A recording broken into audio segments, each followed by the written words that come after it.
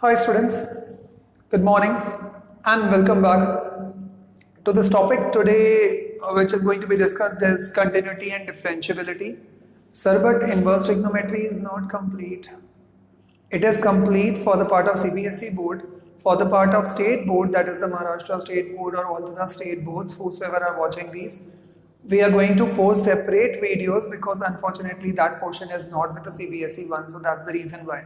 So now there are going to be dedicated lectures also on some of the topics of state board, which is going to complete your, that particular topic. Now, why am I taking continuity and differentiability right now? Because we have already completed differentiation, and if you must have seen differentiation, then you would require to see this video because उसका एक topic बाकी बचा हुआ था which was continuity. Now continuity class actually 11th का topic है, so I don't know how many of you guys actually know how much. So let me start with the basic starting and of course I'll tell you certain questions जिससे आपको doubt clear हो जाएंगे कि क्या होते हैं. बस just ये लेक्चर को ढंग से देख लेना तो 11th को दोबारा से आपको रिविजिट करने की जरूरत नहीं पड़ेगी. First part is a function is said to be continuous if it is continuous on the whole domain or whole of its domain. एक फंक्शन तब कंटिन्यूस कहलाएगा जब वो पूरे के पूरे डोमेन के अंदर हर तरफ कंटिन्यूस होगा. सर इसका क्या मतलब है? एक फंक्शन कंटिन्यूस होगा जब वो पूरे के पूरे फंक्शन में कंटिन्यूस होगा मीन्स क्या? Understand, I think the biggest problem with majority of the guys, girls, and I'm not talking about studies, so don't think it is a lecture. I'm talking about generally about every human. आपको सबसे ज़्यादा दिक्कत किस काम में आती है? आप बोलोगे पढ़ने में. Absolutely wrong. इसके पहले वो जो लेक्चर जो लिया था that was of capacitance. Think about it. जब भी कभी कोई फैन ऑन होता है तो मैक्सिमम एनर्जी किस जगह पर यूज में आती होगी? जब वो स्टार्ट होता होगा, which is इनर्शिया को ब्रेक करना. मान लो आपको जिम जाना है, मान लो आपको स्टडीज करनी है, मान लो आपको कोई गेम करना है, मान लो आपको कुछ और करना है. When you are, exactly at the beginning of that particular period, then you would be facing the maximum volatility. आप कोई भी चीज चालू करोगे, बहुत प्रॉब्लम आएगा. But as soon as you go in that particular thing, you will start loving that thing, and you will feel, oh, उतना भी tough नहीं है. You do tend to now get habitual of all that, right? On the other hand, the same part happens with continuity. Continuity का मतलब हो गया जब एक फंक्शन आज भी सेम परफॉर्म कर रहा है, कल भी सेम परफॉर्म कर रहा है, परसों भी सेम परफॉर्म कर रहा है, उसके बाद में भी सेम परफॉर्म कर रहा है, that is known as continuity. Say for example let's take the value of sine x. Now यदि मैंने इसको ऐसे लिख दिया, sine 0 should be equals to 0, sine 30 degrees should be equals to 1/2, sine 45 degrees should be equals to 1/√2. Sine 60 degrees should be equals to √3/2. Sine 90 degrees should be equals to 1. The question is, इनमें से एक भी जगह पर कहीं पे infinite या not defined करके कोई वर्ड आया? नहीं. That means that this function is what? Continuous. आप आगे कोई भी वैल्यू डालते जाओ, अब 130 डालो, 120 डालो, 150 डालो, 700 डालो, 7 लाख डालो, 1 करोड़ डालो, the value can never ever come as what? Infinity.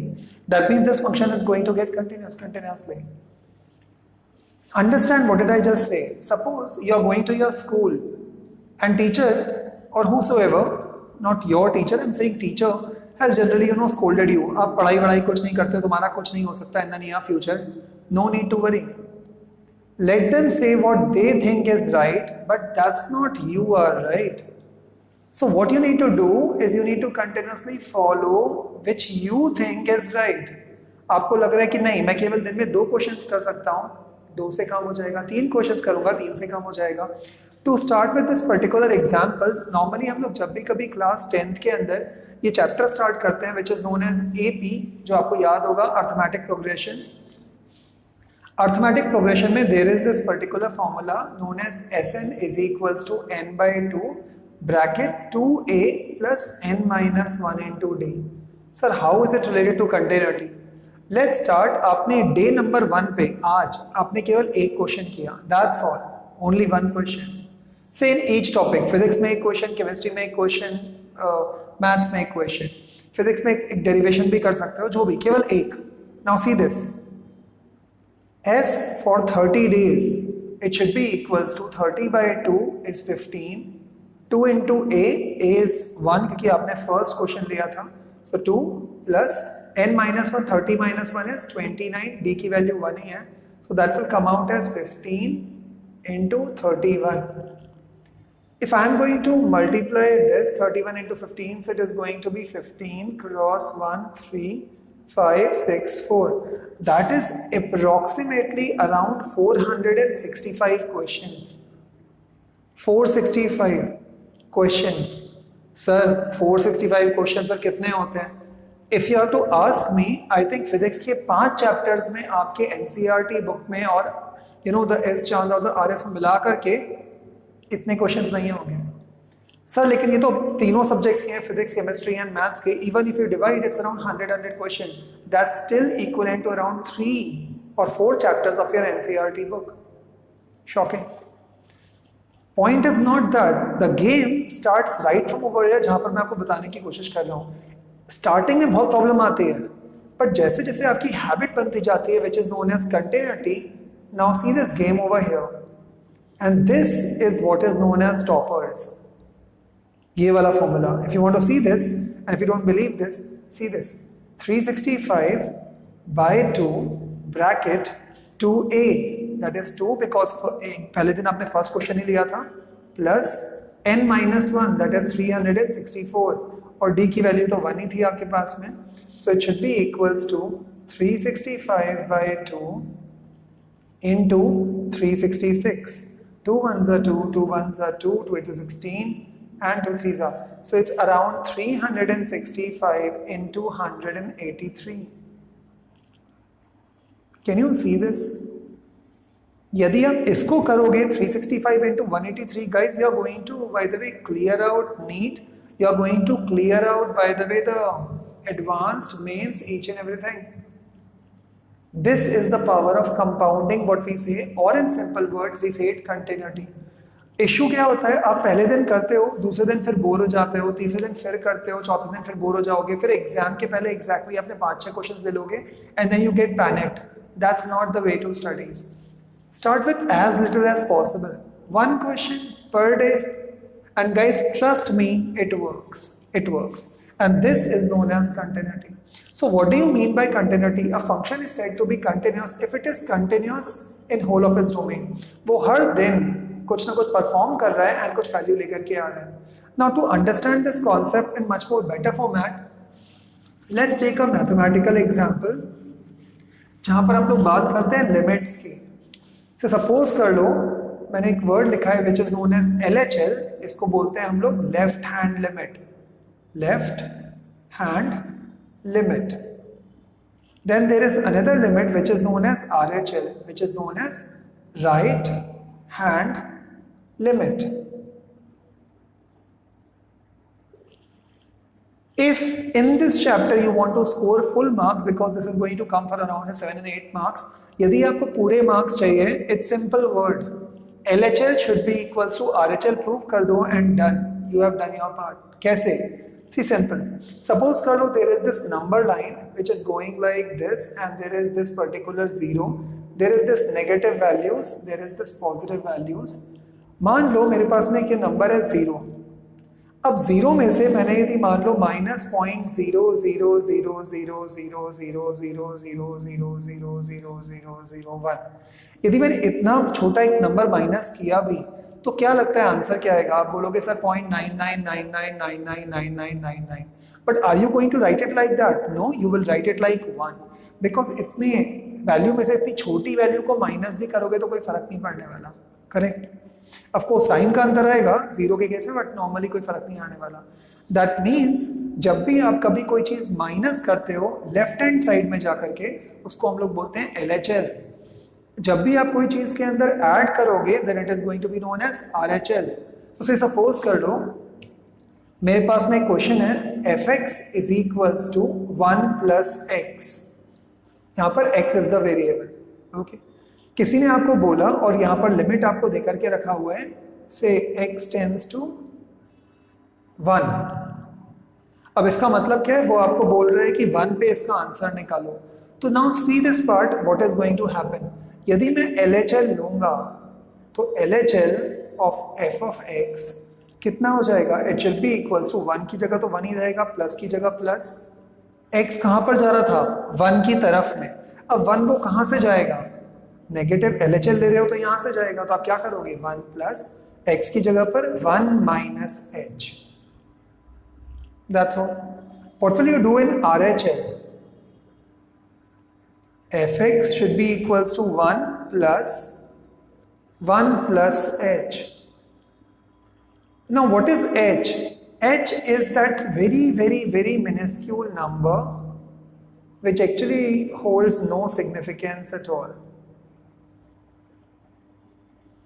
इतना छोटा नंबर है कि उसमें से किसी को माइनस करो या प्लस करो फर्क नहीं पड़ेगा। सो इन सिंपल वर्ड्स, जब भी कभी कोई आपको बोलेगा LHL और RHL, तो देखो क्या करोगे?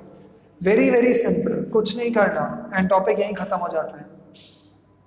सपोज करो किसी ने आपको बोला fx is equals to sine x।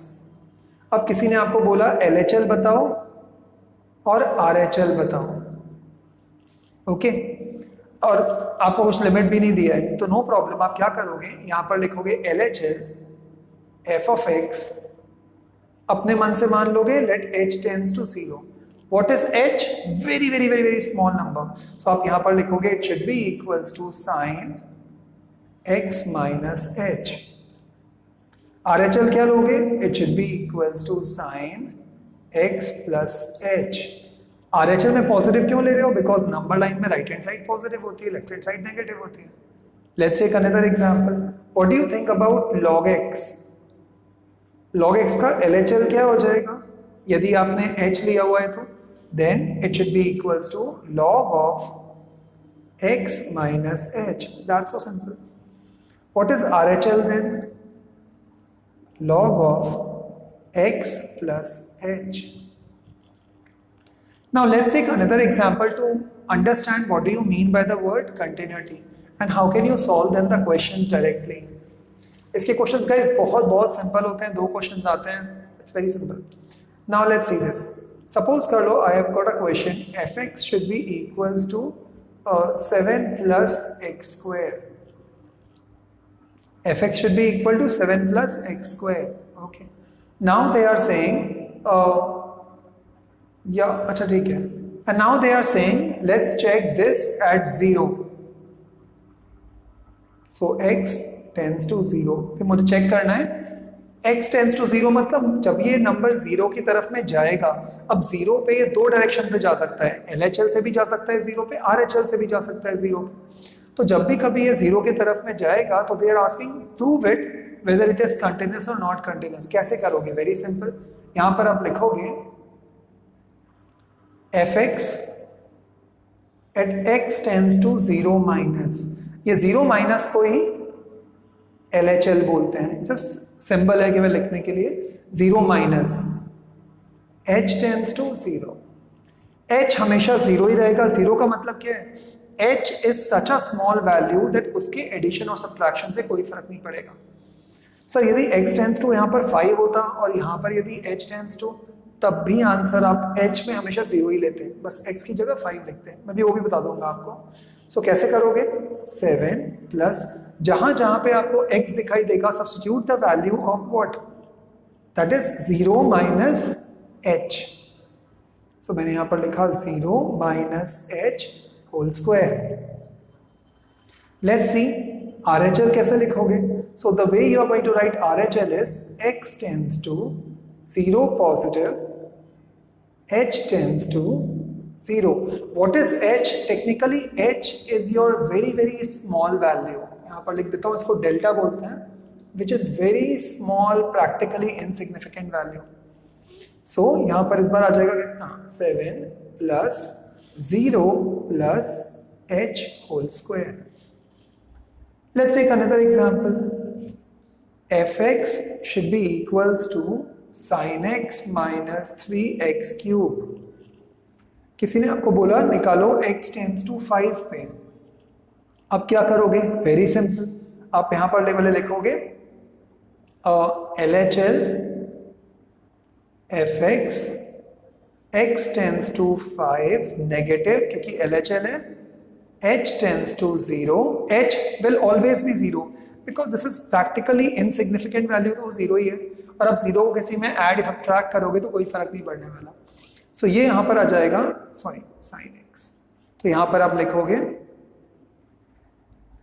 Sign, जहां जहां पे x आएगा वहां वहां पे 5 माइनस एच माइनस 3, एक्स की जगह पर 5 minus h whole cube. How will you write RHL? RHL should be equals to sine x plus h minus 3 bracket, sorry x की जगह पर अपन ने 5 लिया था, 5 plus h whole cube. That's all. अब यदि आपने इन दोनों को सॉल्व किया और यदि आंसर दोनों का सेम आ गया तो लिख देना, since LHL is equals to RHL, the function is what? Continuous. If LHL is not equal to RHL, then the function is what?